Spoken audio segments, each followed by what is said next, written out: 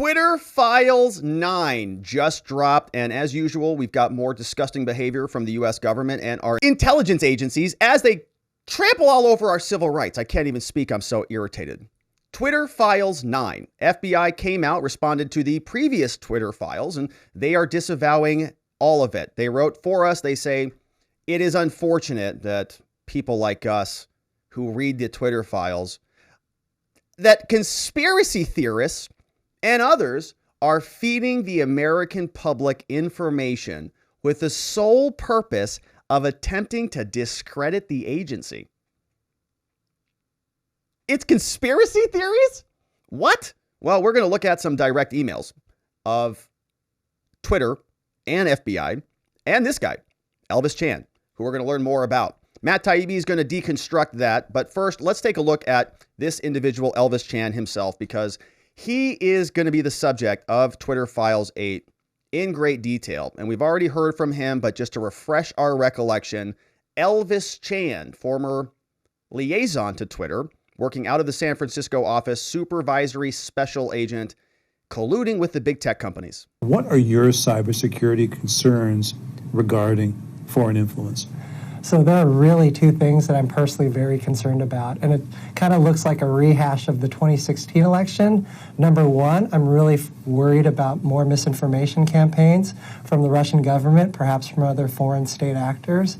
And then the second thing is I'm worried that there are data breaches either at private or public organizations that we're not aware of yet, and that information is going to start leaking as the campaign season really picks up. Yeah, it would be a real big problem if stuff started leaking, like Hunter Biden's laptop. Okay, he was talking about that in 2018, pre-persuading, preconditioning the world and all of the big tech companies to be on high alert for a Hunter Biden drop. And you also caught at the beginning there that he's still also concerned about the Russians who in 2016 basically did nothing to adjust the outcome of the election, right? Marginal involvement, if you even want to attribute anything to them. But here, right, they're ultra concerned about that. And so he's going to be dedicated for the next several years to making sure that they take full control of the big tech companies. In fact, as far back as 2018, they were already working with many of these big tech platforms. This is Elvis Chan admitting that they're colluding with the social media companies to censor Americans. Now, you're working with social media companies now on this issue. Is that correct? That is correct. We're working with lots of different types of companies. What are the vulnerabilities that you see or concern you? I think the things that really worry me the most is the more successful a social media company is, the larger they are, the more data that they have. And they have some really smart, competent folks, and they have some really good machine learning and artificial intelligence. But at the end of the day, looking for these cyber threat actors is like looking for a needle in a haystack. Yeah, so you have to go identify them at the FBI and then funnel them back over to Twitter so that you can censor them. You know, these threat actors, like people who are making jokes about elections on Wednesdays and stuff like that. You know, jokes, satire, people mocking the entire process. FBI says these are big threat actors, and they were literally notifying Twitter through a private platform called Teleport. One final clip from Elvis Chan before we jump into Twitter Files 9, because he is the subject of these. Bolster the defenses of these tech platforms. Elvis Chan says they're not strong enough. Facebook, Twitter, Google, they're not intelligent enough, so we have to bolster their security with the strong arm of the FBI. What's the FBI doing to help these organizations to bolster their defenses? So specifically with certain social media companies and platforms, we are providing them with classified briefings on specific threat actors that may be on their platforms. We're also sharing indicators of compromise, TTPs, tools, tactics, and processes that can help them safeguard their platforms. Okay, so they're giving actual classified briefings. They're giving procedures, processes. We've already covered in the many other Twitter files here on this channel the extent of the commingling of these organizations, the FBI, Twitter, and others. All of that to be said, we now jump into the Twitter files from Matt Taibbi at mtaibbi on Twitter. Taibbi writes, Twitter Files 9, entitled Twitter and, quote, other government agencies.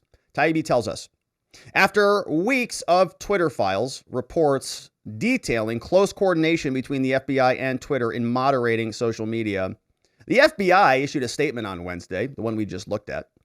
Taibbi says it didn't refute any of the allegations. Instead, it decried the conspiracy theorists publishing misinformation, whose sole aim is to discredit the agency. Highlighting it here for us, we see the FBI response. The men and women of the FBI work every day to protect the American public. It's unfortunate that conspiracy theorists and others are feeding the American public misinformation with the sole purpose of attempting to discredit the agency. Yikes, that's a pretty bad statement. Okay, because the conspiracy theorists are sharing your emails. It's not actually misinformation because it's your emails. We got to see you requesting people get censored off the internet through your emails. So it's actually truth. So if you are the person who calls everything misinformation, especially misinformation that makes you look bad, people are going to start to discredit your claims of what misinformation is. They're going to say, oh, everything's misinformation. And it seems like only the things that are harmful to your narrative are now misinformation, including the truth, which is leaked out with your emails attached to it. Okay. So Taibbi continues. He says, they must think us unambitious if our, quote, sole aim is to discredit the FBI. They've already done that, by the way. We have been making fun of them here for years. They play Where's Waldo, searching for the January 6ers. They investigate people for Legos, for having Legos of the Capitol building. They fraudulently entrap people into other crimes. And I think that they were either involved in January 6th or they were catastrophically incompetent. Pick one. So Matt says, after all, there's a whole range of government agencies to discredit themselves in the Twitter files. Why would we stop with this one? The files show that the FBI is acting as a doorman to a vast program of social media surveillance and censorship, encompassing agencies across the federal government, from the State Department to the Pentagon to the CIA. The operation is far bigger than the reported 80 members of the Foreign Influence Task Force, the FITF, which also facilitates requests from a wide array of smaller actors, from local cops to media to state governments. Twitter had so much contact with so many agencies that executives lost track. Is today the DOD, the Department of Defense, and tomorrow the FBI? Is it the weekly call or is it the monthly meeting? It was dizzying. They've got so many agencies, so little time. Here's what the Slack messages look like, or the emails. Yoel Roth, the former head of trust and safety, who nobody trusts and seemed to be unsafe on his watch. But he's there. He says that on Monday, somebody sends him an email. Yoel, should the prep call be with you at someone and someone? Thanks. Yoel says, for the DOD? No, that's a different group. We'll reply to that in a second. Hope you're doing well. Would it be possible for you to add so-and-so and so-and-so to the invite for the monthly U.S. government industry call? Thanks, from Yoel. A chief end result, says Matt, was that the thousands of official, quote, reports flowed from Twitter to Twitter from all over, came through the task forces and through FBI's San Francisco field office. Guess who ran the San Francisco office? That's right, Elvis Chan, the guy we just listened to. On June 29, 2020, San Francisco FBI agent Elvis Chan wrote a pair of Twitter execs asking if he could invite an OGA to an upcoming conference. June 29th, 11:24 a.m. Remember, the election's coming up in just a couple of months. Elvis Chan sends a letter over to Stacia and somebody else at fbi.gov. Now, I don't know if this is a conspiracy theorist email here. Does this look like a conspiracy theorist email? It has a date and time and name, and fbi.gov looks like it's probably good information. And it looks like it came from Elvis Chan, who works at the FBI, or did. It says, hey, Stacia, I wanted to follow up to see if I could forward this invitation from to an OGA. Specifically, the people from blank's former employer were inquiring. Hope all is well. Thanks. OGA, according to Matt, means other government organization, which is a weird acronym because other government organization is OGO, not OGA, but okay. Maybe other government agency or something. There, other government agency there. It can be a euphemism for the CIA, according to multiple former intelligence officials and contractors. One of them chuckled. They think it's mysterious, but it's just conspicuous. Right? They call it OGA, aka the CIA. Got it. Other government agency, the place where I worked for 27 years, says retired CIA officer Ray McGovern. Right? CIA officer said the other government agency. We don't talk about that one. It was an open secret at Twitter that one of its executives was ex-CIA, which is why Chan referred to that executive as a former employer. The first Twitter executive abandoned any pretense to stealth and emailed that the employee used to work for the CIA. So that's an Elvis question. Monday, June 29th, 2:29 p.m., Twitter email. It says, hey, Stacia, look, I got no involvement here. Okay, I leave this to you to respond. Blank used to work for the CIA. Redacted, right there. Redacted used to work for the CIA. So that is Elvis's question. He works for the FBI. He knows all about the other government agency. And so talk to him. Stacia is the senior legal executive. She's pretty alert. She stood out among other Twitter leaders. She replied, I know. And I thought my silence was understood. She writes back, June 29th, 2:45 p.m., says, I know. Let me see if it is publicly announced, and I will tell him that. I thought my silence was understood. We don't talk about the CIA. So Stacia then passes on the conference details to a recently hired ex-FBI lawyer, Jim Baker, formerly from the Sussman trial, formerly at the FBI. Stacia forwards this to Jim Baker, July 8th, 9:22 in the morning. Subject is Info Ops Conference with Carnegie. Stacia says, hey, Jim, we got the Sunlight Conference tomorrow. No need for you to attend. Carnegie is doing the heavy lift. I offered to assist Nick and Yoel, but there are no academic papers to review or anything. I was involved in the early scoping of the joint project as well. I invited the FBI, and I believe that the CIA will virtually attend too. Please let me know if you have any questions. So two Twitter executives, Jim Baker, former FBI lawyer, is now meeting again with the FBI. It's just a big revolving door. Leave the FBI, go over to the other intelligence operation, which is called Twitter. They are now meeting. I invited the CIA virtually as well, but you don't need to come. Now, the government was in constant contact, not just with Twitter, but with virtually every major tech firm. We just get to open the doors inside the Twitterverse. But what's happening on YouTube, where we're right now, right? What are they doing to all of the stories? What's Google doing in the search results? What's Facebook doing on Instagram and everywhere else? Facebook, Microsoft, Verizon, Reddit, Pinterest, many others. Industry players had regular meetings with the government. One of the most common forums was a regular meeting of the multi-agency FITF, the Foreign Influence Task Force, attended by spates of executives, FBI personnel, and nearly always one or two attendees marked OGA, Other Government Agency, aka CIA. Elvis Chan sends this letter August 14, 2020. Look at all of these feds on here. Oh, gosh, this is disgusting. You see here, FBI, FBI, FBI, FBI, Yoel Roth. Look at all these FBI agents, man, on this one meeting. San Francisco, CD, PH, I don't know if that's Phoenix or Philadelphia. We've got CD, OGC, OGA in highlights, a couple CIA officers in this meeting. Yoel Roth's in this meeting. Stacia Cardill is in this meeting. We have another Twitter user who's in this meeting, but I don't know who that is. Lots of feds. Gross. They also say that the meeting agendas virtually always included, at or near the beginning, an OGA briefing.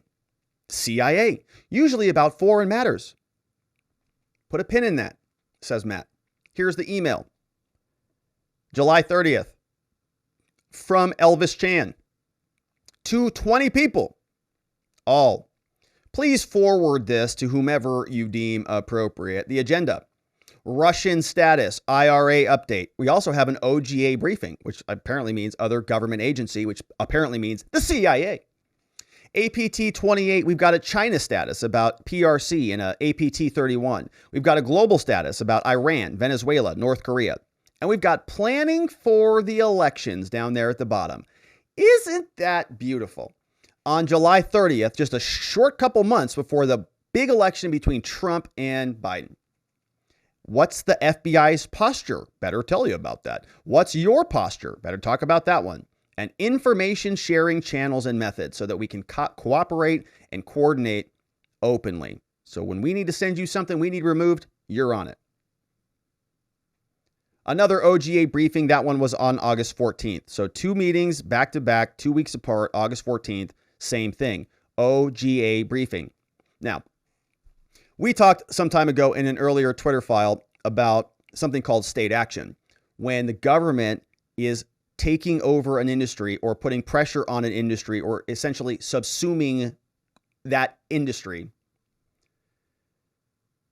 That makes that industry or that company or that actor or that entity, whatever it is, an extension of the government. It makes them a state actor. So that makes Twitter's suppression of our free speech the government suppression of our free speech. It makes it actionable. It makes it a constitutional violation. This is the federal government through the FBI and apparently the CIA and other agencies cooperating, or I would say co-opting Twitter for their own purpose, to give them secret intelligence briefs and temporary security clearances and all sorts of insane things. Another email, July 16th, from Elvis, says, "Hi, Stacia. I know it's bananas right now over there, but I'm wondering if we can get something on the calendar for the next round of the FITIF meetings. Here are the open dates and times which are left. Tuesday, August 11th, 12th, 13th, 14th. The tentative agenda is as follows. An OGA briefing, July 16th, software and influence campaign against Ukraine. They're giving Ukraine updates? July 16th, 2020. Which is very interesting because, the invasion of Ukraine was on February 24th, 2022. So they were briefing Twitter on influence campaigns against Ukraine in July 2020, 2 years before the invasion started. Wonder, that must have been those Russians again, huh? Yeah, okay, so China status, global status, and planning for U.S. elections, right? Another brief, and these are about 2 weeks apart is what it's looking like. Yeah, they're 2 weeks apart almost exactly. Okay, this one came out July 16th. This one is July 30th, and then this one is August 14th. So every 2 weeks, they get election updates on what to do about the election. What a scam. Despite its official remit being foreign influence, the FITIF and the SF-FBI field office became a conduit for mountains of domestic moderation requests from state governments and even local police. Yeah, how is this, planning for elections? Like, those are domestic. So is it like all of this is global? Okay, Russia, China, and so on. But we're having conversations about Russia, China, and elections on Twitter. So, okay, the Russian status, or if we're concerned about Ukraine influence campaigns against Ukraine, are you allowed to talk about that on Twitter? Like, in other words, this is a foreign influence task force, okay, but they're going to be censoring and talking about speech that Americans have something to say about. So are they going to be censoring Americans' domestic speech as a result of their foreign influence task force? Because that seems insane. Let's carry on. Despite it being foreign, you see, that's not the truth. There is a lot domestic as well. Elvis sent over to Stacia November 5th, 2020. Oh, no. We're getting really close to that election date. Hi, Stacia. Elvis says, the FBI Minneapolis requested that I put you in touch with Lieutenant Hoff about some recent activities, which I provided below. I'll let the two of you take it from here. Thanks. Twitter, TC Park Responder, Lieutenant John Hoff, Strategic Information Center at a Minneapolis Police Department. Oh my goodness. I wonder what those tweets are. Many requests arrive via Teleporter, a one-way platform in which many communications were timed to vanish because they don't want you to see their censorious speech. They don't want you to catch them violating your constitutional rights. Here is what one screenshot looked like. You've been granted access to download this from Teleporter. The link's going to remain valid through this time. FBI San Francisco election EOC threat intel. Download it before it expires soon. Link vaporizes. Especially as the election approached, says Matt, in 2020, the FBI overwhelmed Twitter with these requests. They sent lists of hundreds of problems accounts. July 20th, 11:44 a.m., Elvis Chan. He says, the article and the names that are associated with the NYO Twitter request. Hey, Twitter folks, could you see below from our FITIF global unit and let us know what you think? Thanks. Here's the list. Lots of URLs.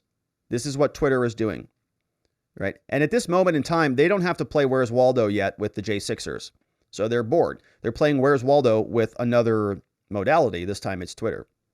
And you can see they're just out there all day, just scrolling around. Oh, terrorist. Oh, insurrectionist. Oh, white supremacist. Oh, domestic violent extremist. Oh, election joker. That's our FBI. So they send that list over. Stacia then forwards it on and says to the rest of the Twitter team, the FBI San Francisco Emergency Operations Center. Oh, gosh, what a stupid title. That's how you know they don't do any emergency or any operations there, because they put it in the title. They sent us the attached report of 207 tweets they may believe to be in violation of our policies. Wow, 207 tweets. It's almost like they're Twitter moderators or something. They attached a whole stinking spreadsheet on this thing. Thank you, Stacia. That's what our Federal Bureau of Investigation is doing. Email after email came from the San Francisco office from Elvis Chan, heading into the election, often adorned with an Excel attachment. Hi, Stacia. Our FBI Baltimore identified these Twitter handles and tweets which appear to provide misleading information on time, place, and manner of voting in the upcoming elections. We believe these may violate your terms of service and wanted to bring them to your attention. We would appreciate any feedback you have regarding this matter. Thanks. Another spreadsheet. Tweets, 9/24/2020. There were so many government requests that Twitter employees had to improvise a system for prioritizing and triaging them. Stacia sends this over October 28th. Oh my gosh, the election is right around the corner. They're getting these requests from the government all the time. It's like insane. Spreadsheets and stuff. Doesn't Twitter have their own moderation team? What's Yoel Roth doing? I thought he was the head of trust and safety. He can't manage his own platform. He's got to get help from the FBI. It says, Stacia, she works for Twitter. She says, hi, everybody. I hope you're both well. I wanted to reach out about election-related escalations. October 28th. Things are heating up right now. We've got the Hunter Biden story that needs to be suppressed. People are being banned and nuked off of Twitter left and right. I think Kayleigh McEnany's gone at this point or getting real close. James Woods was gone, right? They are censoring people left and right. We've already covered all of this in the prior Twitter files. This is from Stacia. They're having a lot of difficulty fulfilling all this stuff. It says, hi, executives. I want to reach out about election-related escalations. As you know, with the adoption of the unified escalation tool and the deprecation of the Go Elections escalations tool, we have been sending all election-related requests directly to Get Support for review. But Stacia says, we're having some issues with the backlog impacting our election efforts. The FBI wants us to censor everything, and we're having a difficult time. The folks on this email represent the DC public policy, legal, and comms teams working on elections. Generally, we are the ones escalating the high priority stuff, whether it's high profile coming directly from government partners. Specifically, Pub Policy and I escalate reports from the FBI, Department of Homeland Security, state election officials, or the Election Integrity Project run by Alex Stamos.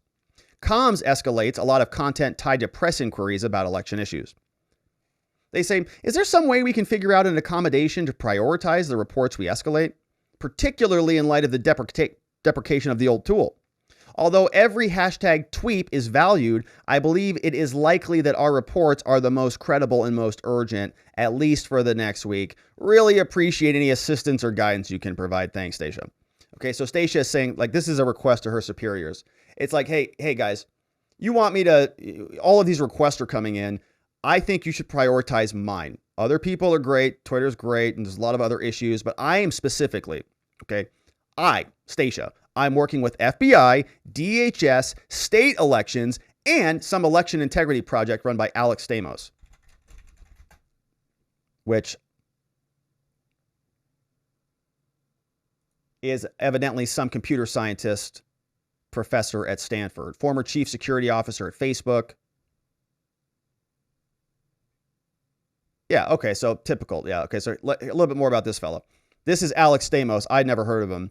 This guy is a computer scientist, adjunct professor at Stanford. He's a former chief security officer at Facebook. His planned departure from the company following disagreement with executives about how to address the Russian government's use of its platform to spread misinformation, and that's why he left. So he's a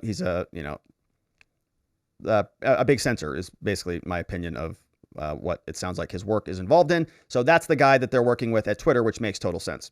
All right, so FBI, DHS, state election, and Alex Stamos. Got it. Can we prioritize our work so that we get the first bite at the apple? Matt continues. He says the FBI was clearly tailoring searches to Twitter's policy.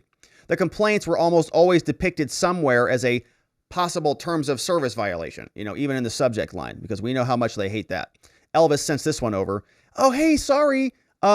Somebody was late to school this day. Somebody was late to class. Maybe you should tardy them or something. Are you allowed to do that? Says Elvis Chan. Are you allowed to say that? He's sending over notifications. What a weird job. What a weird job. You're isn't being an FBI agent like a cool thing to do? Like you're an FBI agent, like you do cool stuff. Elvis Chan is sending over Excel files with bad tweets almost on a regular basis. Embarrassing.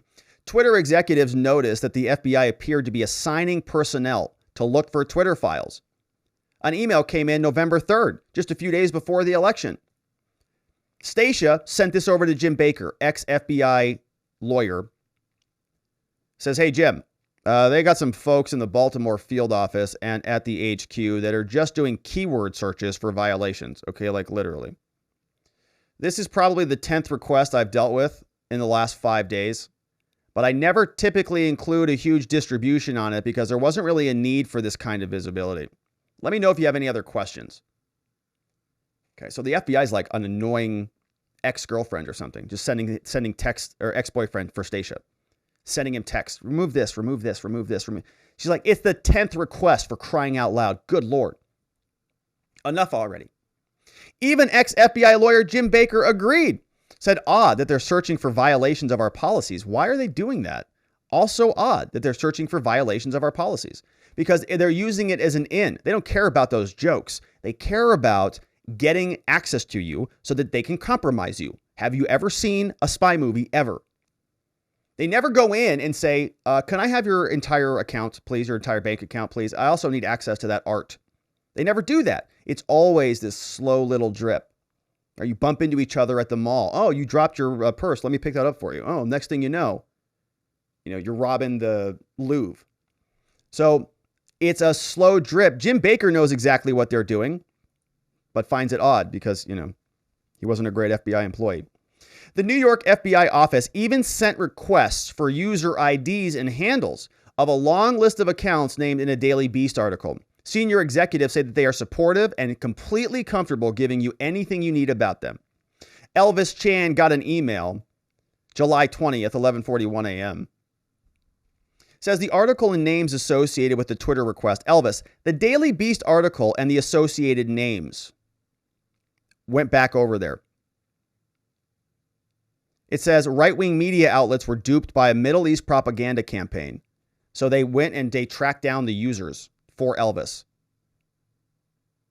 And I don't know who sent this email, but somebody sent them user information. Yoel Roth also got an email. It says, re-upping our internal conversation. Any objections to sending the list of user IDs and handles? I'm comfortable doing so. August 19th, 10:04 a.m. And the email got sent. FBI got what they wanted. Matt says, it seemed to strike no one as strange that a foreign influence task force was forwarding thousands of mostly domestic reports along with DHS about the fringiest materials. Here's something they shared. The American report, and Biden's going to do this, and just like Obama did, and Mary Fanning wrote this article in February 2020, October 31st. That's what they linked. FBI sends that in and wants it gone. Foreign meddling has been the justification for this. Twitter executives were dragged to Capitol Hill, called in to testify.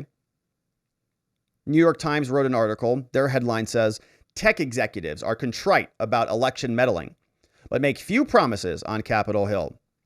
Taibbi says that was neat that they went there and testified, right? Jack Dorsey sat there and said, no, we're not interfering with anything. Oh, Mr. Senator. Remember Zuckerberg too? Said Senator every time he's opened his mouth. Senator, Senator, Senator. Weird. But there's not actually anything happening. It's just a big show. It's like going to the circus, right? The government bureaucrats, they bring in some people. They all fake like they're doing something. A bunch of people get fundraising. It's like this fundraising cycle. We're going to fight big tech. Donate to support. Okay. But behind the scenes, Twitter executives struggled against government claims of foreign interference supposedly occurring on their platform. You see, this looks like a ticket that was created August 9th. There's an IRA account on Reddit. This was a project. This looks like it was closed. Taibbi says, but now the Twitter files show that executives at Twitter were under constant pressure to validate theories of foreign influence, and they were unable to find evidence for those key assertions. An email came out March 8th, 2022. It says, hi, so-and-so. After I reviewed the accounts and found no links to Russia, obviously, I asked so-and-so on this ticket blank, and this was his answer. It says, quote, thanks for tagging in the workflow. For my checks, I could not find any indicators to suggest that the account blank is from Russia. Even the other phone-linked accounts to blank and blank does not have indicators to suggest it's a Russian proxy. Did checks via domain tools for IP address resolves. Did email checks for OS intelligence. However, going by the content and the narrative coming from the account, it's definitely pro-Russian, and it could be a Russian proxy. And so they say, I can brainstorm with so-and-so to see if we can dig deeper and try to find a stronger connection, but don't see anything. Because maybe it's just a person who has an opinion about Russia, which used to be legal in this country. I hope it still is. You can have opinions about foreign wars and about things like climate change and about things like medical shots that go into your body. You're allowed to have opinions on that. But what you see being concocted here is a narrative that this is Russian misinformation, that there's some sort of nefarious, KGB operation going on or something. We'll just keep digging, they say. Another email came out. It says, hey, so-and-so, I looked into this one here. Didn't find any exact naming matches and really any information to link the Reddit accounts to any on-platform presence at Twitter. There was one account that has an incredibly tenuous circumstantial chance. Okay, all of that is in italics. An incredibly tenuous circumstantial chance, which is like jackpot for FBI agents. They're like, oh, perfect. That's exactly what we need. Let's go to the New York Times and tell them. It's like Putin. It's like, okay, perfect. Trump probably did it. Putin's behind it all. Of being related to documenting the account. So just in case we ever need to come back to it, it was created in a similar time frame. It has a Russian login and a suspect English name. Okay, so they're just gathering a bunch of evidence in case they need to concoct some sort of justification later.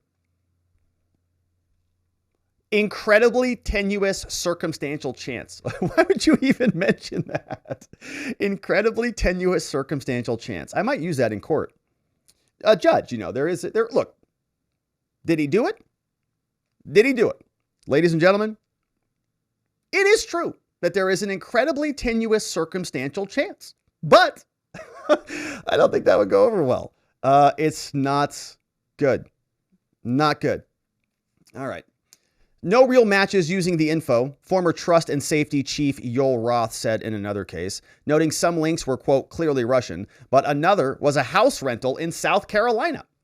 No real matches using most of the info, says Yoel. The only thing that did turn up was the IP addresses, and the accounts are using multiples from the provided.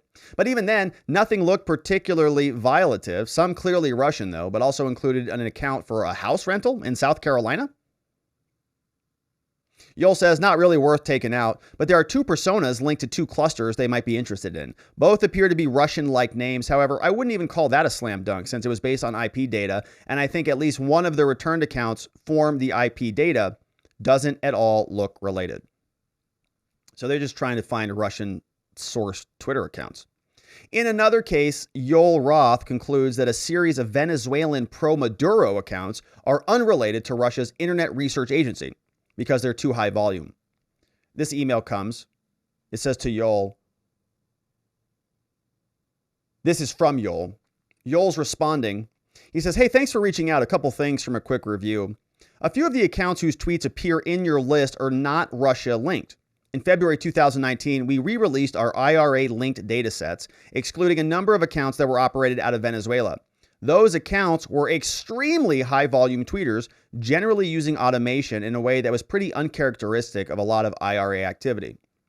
We have a very high confidence that they are not linked to IRA or Russia in any form. The current official datasets you can download from us do not include these accounts in the Russian archive and instead include them in a January 2019 release of Venezuelan activity. If you download the unhashed Venezuelan release, you should be able to cross-reference and exclude. Yoel says also, at least a couple of the tweets I spot checked were deleted by the users themselves. When we first published our archives of Russian activity, we indicated that we excluded tweets deleted prior to the suspension of the account amounting to less than a 1% decrease in volume of tweets. We had to exclude them due to legal constraints, but again, the volume there would be a very small part of the overall Russian activity. If you see something different after excluding the Venezuelan accounts, let me know, and I can dig back in. Thanks, Yoel. Man, they're really searching for these Russians, but they can't find them anywhere they turn. The Venezuelans were extremely high-volume tweeters. In another key email, Matt tells us, news that the State Department was making a wobbly public assertion of Russian influence led an executive at Twitter, the same one with the OGA past, OGA meaning CIA, to make a damning admission. This came back out. From somebody to somebody, copying Yoel. October 1st, 5:19 p.m. It says, yep, InfoBricks is an entity that we've received previous notice on, though if recollection serves, government partners have never been so specific as to say that it was directly controlled by the GRU. BRICS is an inherently Russian-dominated economic organization, so it was always likely that a website and Twitter account designed to promote it would be directed by the Kremlin. Due to a lack of technical evidence on our end, I've generally left it be, waiting for more evidence. I think that our window on that is closing, given the government partners are becoming more aggressive on attribution and reporting on it. I'm going to go ahead with suspension and marking the domain as unsafe. Okay, so this ex-CIA guy evidently is nuking Russian Twitter accounts. Rebel Inside was a new one for me too. Not even sure what the goal of that account could possibly be, but other than to highlight unrest in other areas of the world other than Russia. I've already suspended it and marked its domain as unsafe, right? So the account can get nuked and it can stop you from linking, right? If you linked to an unsafe domain, Twitter will tell you that. You're about to go to a Russian website. Are you sure you want to do that? You want to read something that might hurt your brain? It's unsafe. You can't go. You can't leave here. Go back over here. Go follow Joe Biden and Karine Jean-Pierre. Matt continues. He says the translation is more aggressive. Government partners saying that it was closing Twitter's window of independence. Other government agencies ended up sharing intelligence through the FBI and FIDF, not just with Twitter, but Yahoo, Twitch, Cloudflare, LinkedIn, even Wikimedia, all of these entities. We assess the following links are also part of the IRA's efforts, linking a ton of different sources. And this is an updated document. You can see it's going to Apple, it's going to Facebook and Meta, it's going to Reddit and LinkedIn. Unclassified started the text. This information is provided only for intelligence purposes in an effort to develop potential investigative leads. It cannot be used in connection with any foreign or domestic court proceedings or for any other legal proceedings. They write to all of those companies, Apple, Facebook, Reddit, LinkedIn. We've previously passed you information that highlighted as part of Russian mogul Preskyrov's Internet Research Agency the attempt to denigrate French President Emmanuel Macron. They're trying to denigrate him. And their plans are to expose its own troll farms in so-and-so. Okay.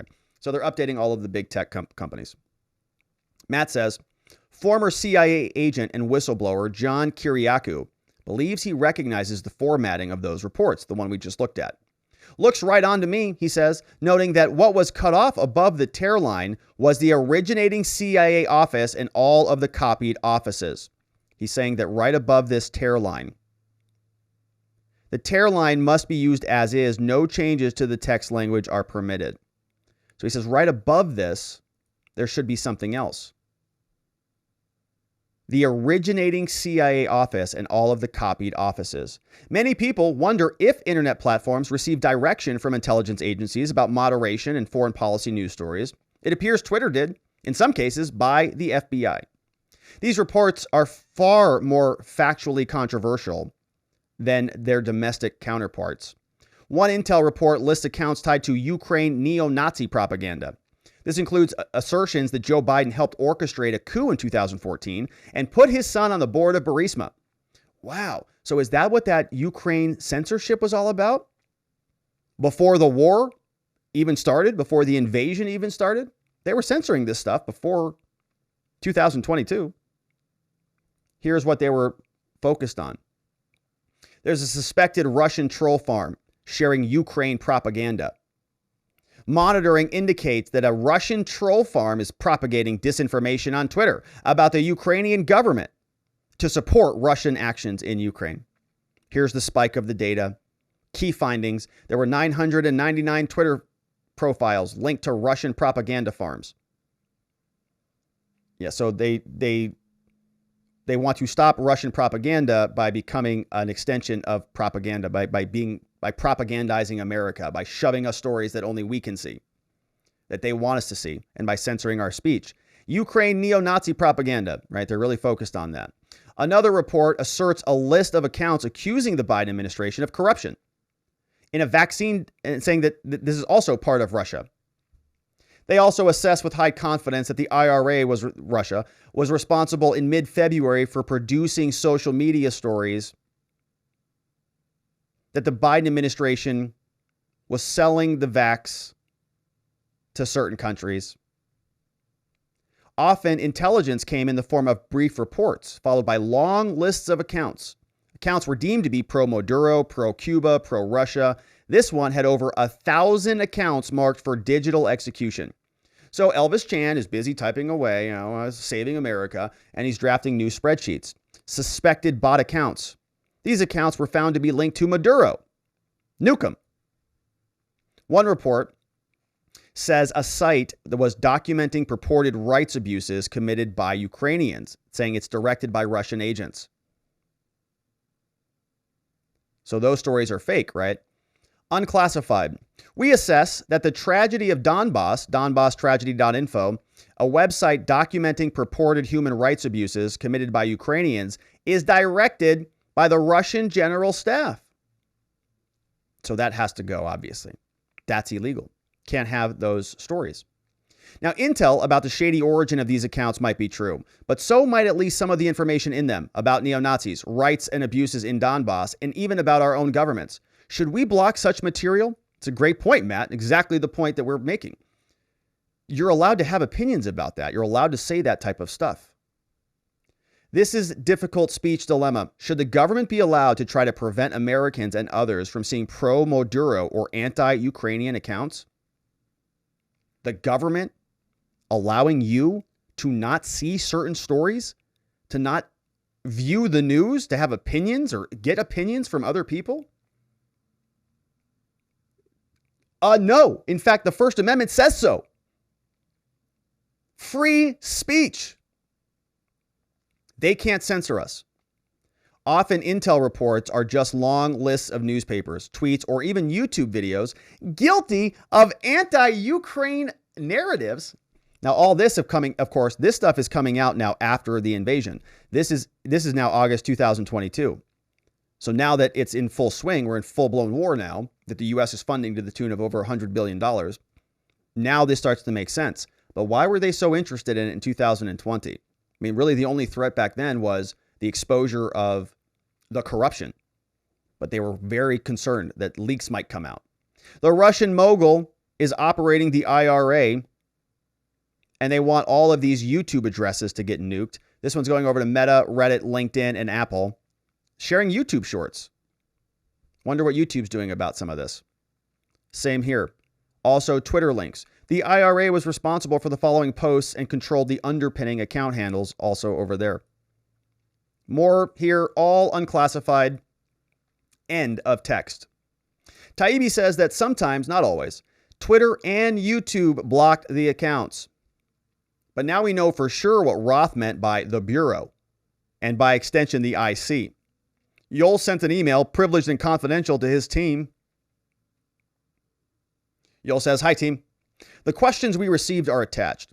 I'm frankly perplexed by the requests here, which seem more like something we'd get from a congressional committee than from the Bureau.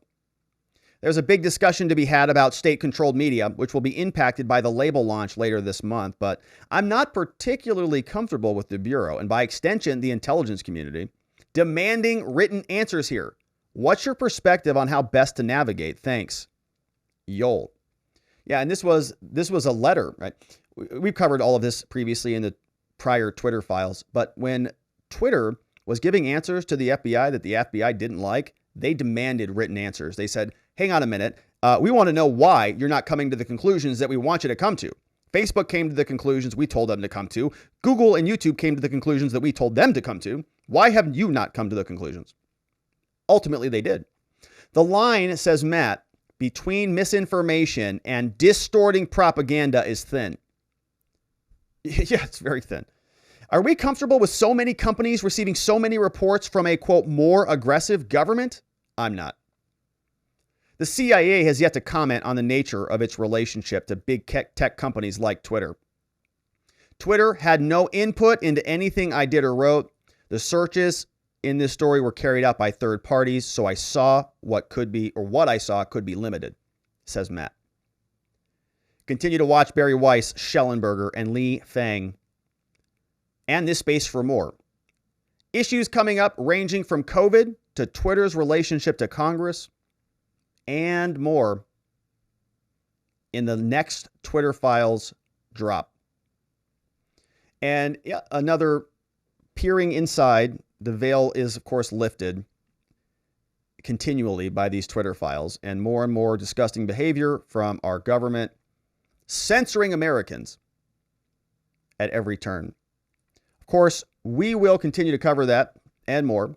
I hope you do join us for the next Twitter Files drop. Thank you for liking this video and subscribing, following wherever it is you're watching it, and we'll look forward to seeing you on the next one. All right, my friends. Well, that is it for the Christmas show on the day. We got a couple interesting holiday goodies that dropped, the Twitter Files 9, and of course, the Kari Lake election decision. But now, my friends, it is time to hear from you and to see what you have to say, of course, over at watchingthewatchers.locals.com. And while we're here, let's always remember to support our very special sponsors of the show.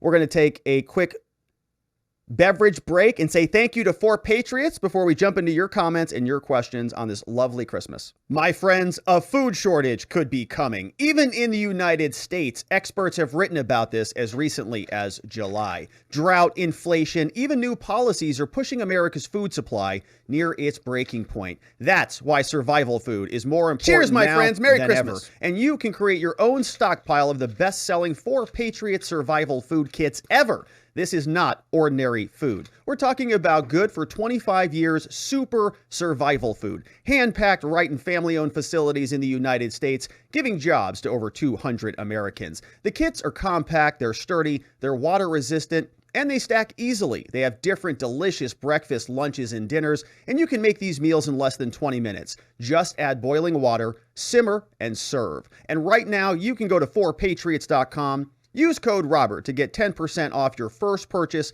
on anything in the store, including this 3-month survival kit. You'll get their famous guarantee for an entire year after your order, plus free shipping on orders over $97. They're called 4 Patriots because a portion of every sale is donated to charities who support our veterans and their families. Go to 4patriots.com, use code Robert to get 10% off. That's 4patriots.com. Use code Robert. Start building your own stockpile today. That's right, everybody. Get your food. Get your survival food. Get those calories. Put them in a closet in case you need them.